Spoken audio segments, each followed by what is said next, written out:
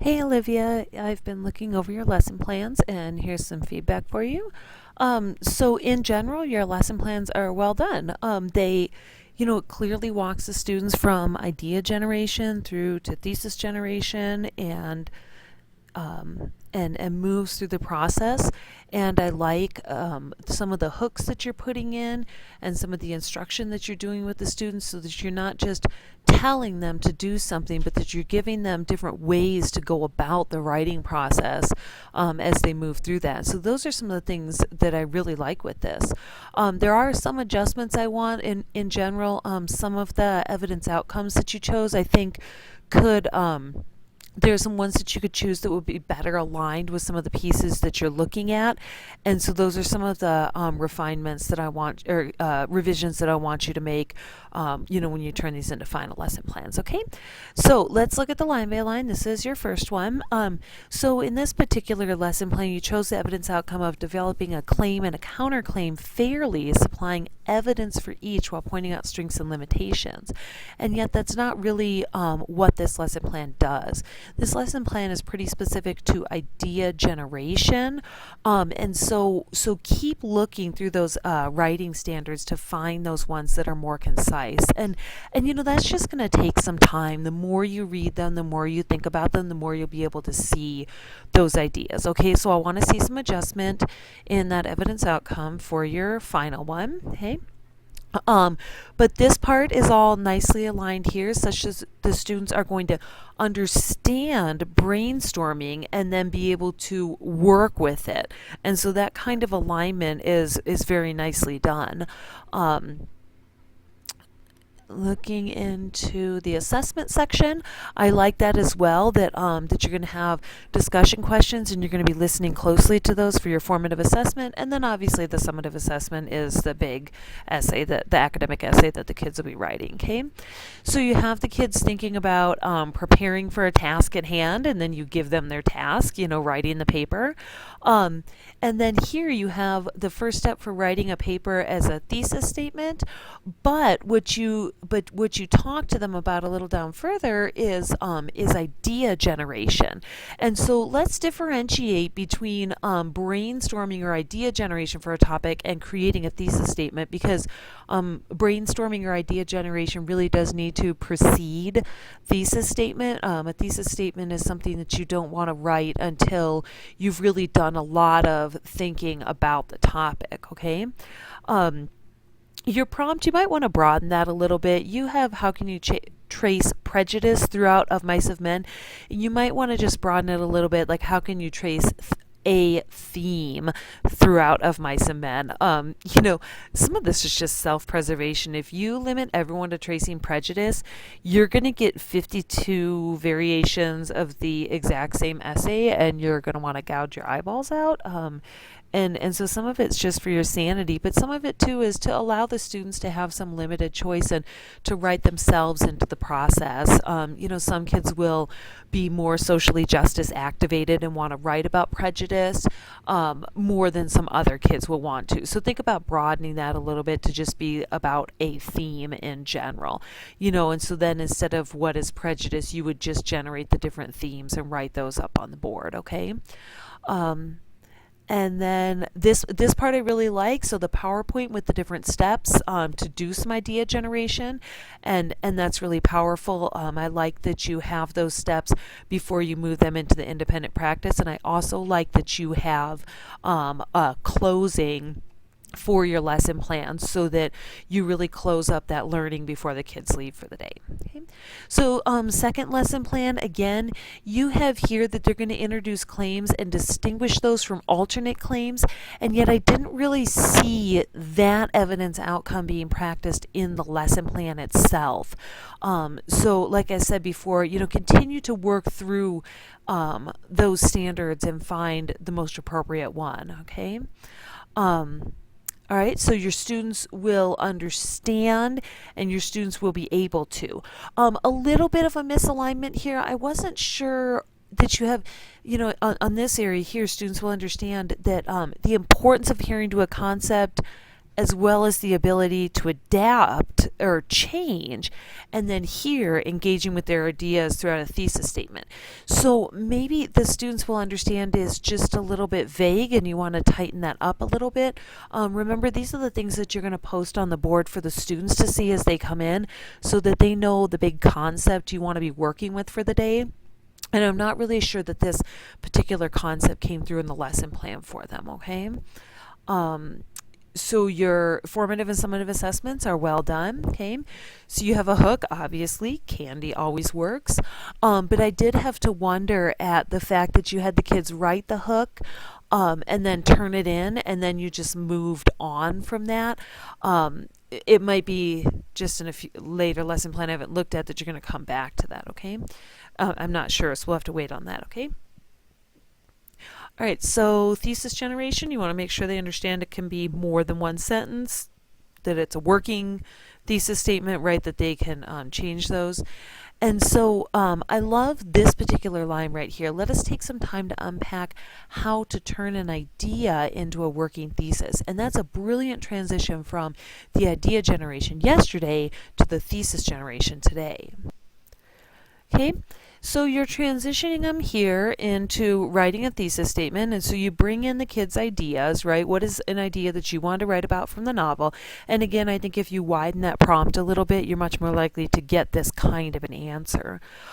So be careful here, because you take a student's idea and you put that student's idea into a working thesis, and you make a beautiful thesis statement, right?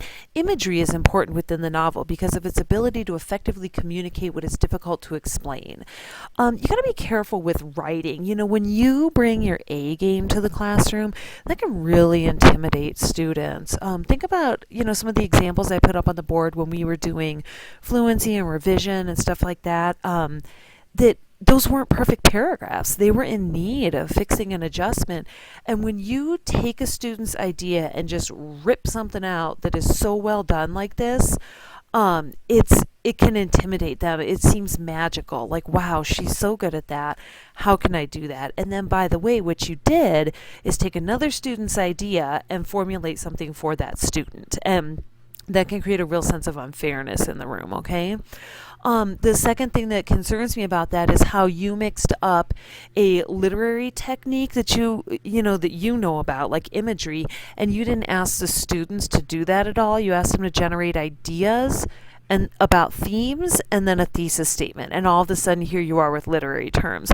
So watch that kind of jumping around. It'll make what you do seem magical to the students, and that's where the real danger comes in, right? That if writing seems innate, not skill-based, right? So I think the thing that I'm struggling with, you know, as I read through your lesson plans, is that the students that you're imagining have fabulous ideas, right? This particular student wants to focus on George and Lenny's relationship and how Lenny's coworkers treat him, right? And this particular student wants to cite the conversation between Slim and George and how Curly is angered when George, right?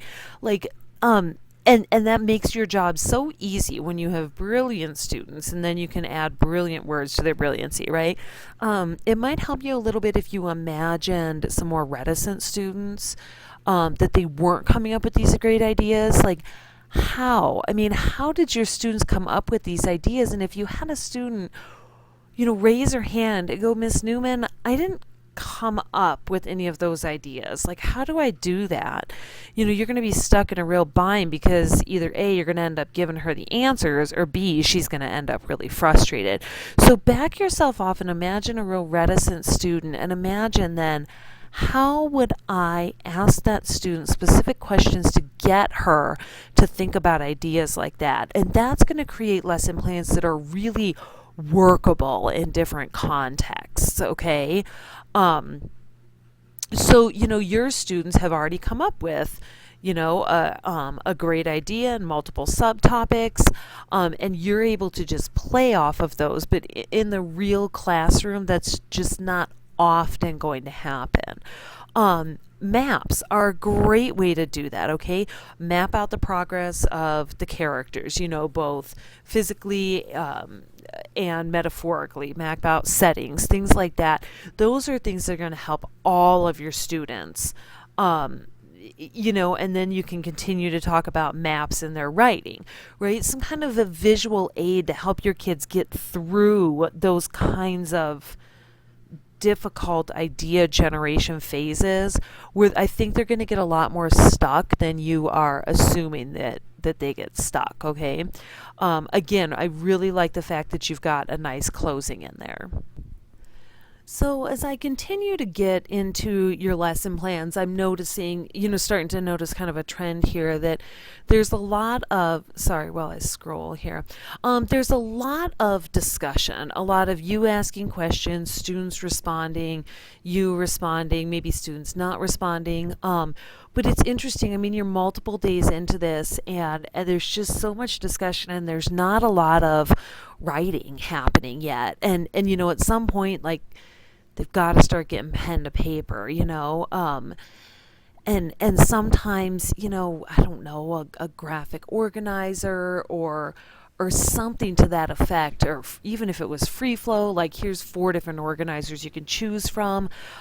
Some kids are really going to need some help for putting their pen to paper, and starting their pen moving is the scariest thing. Once it's done, once that first step is taken, they feel a lot better about it. But there's a lot of discussion in this, and it's a writing unit, and you've got to really just jump in there. Like you even have students saying right here, oh, I might journal, oh, I might free write, oh, I might talk to someone, and you're like, yep, you might talk to someone. Let's go ahead and turn and talk again.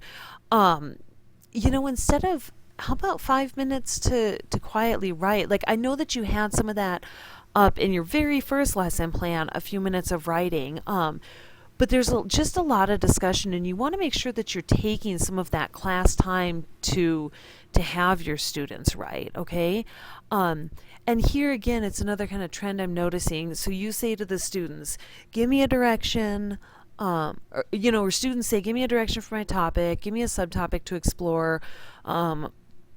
Someone recommended I take my topic in a new or different direction, and then you move through that with them, being the holder of that information, the person who can guide, the person who can shape for them, and instead of, like, if your students can do that for themselves, like that you have them doing here, that's awesome. And I think it's scary to assume that they can. And if they can't, you're the one who steps in and verbally does that for them. What about a set of criteria? What about a list of steps for them to go through so that they can work their writing on their own? Like, finding additional subtopics, finding additional directions, exploring the criteria for those subtopics and directions. I don't know. I hope that makes sense. I feel like I'm being pretty vague at this point, but I hope you see some of the pieces I'm saying.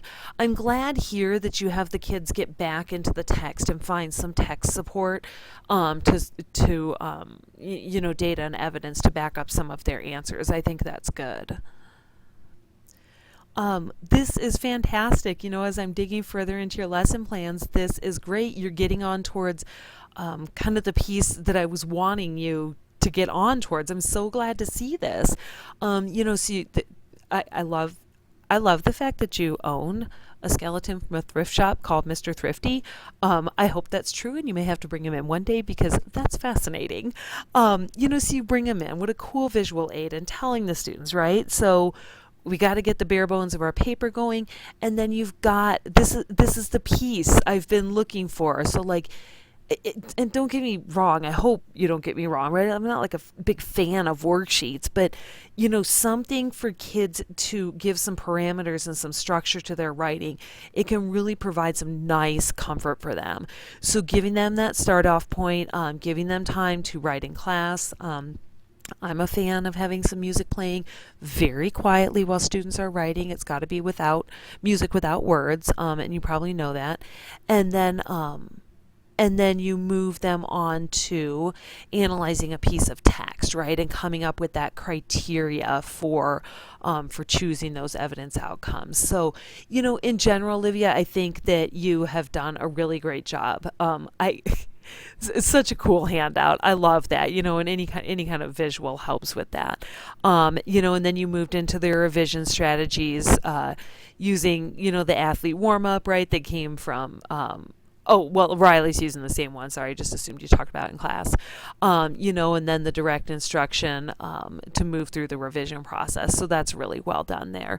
So you're doing a good job. I want to see you, I want you to demonstrate to me that you're more comfortable working with the standards by finding some really direct hits with those, and that you're more comfortable providing just a little bit more structure up front for some kids, because most kids are going to need a little bit more structured instruction up front with their writing, especially when we're assuming, talking to ninth graders. So more like, that stuff that you did, in the bare bones worksheet, some more of those kinds of things up front. But in general, I think you did a really good job. I think you're looking at a few tweaks here and there. Thanks, Olivia. Good job.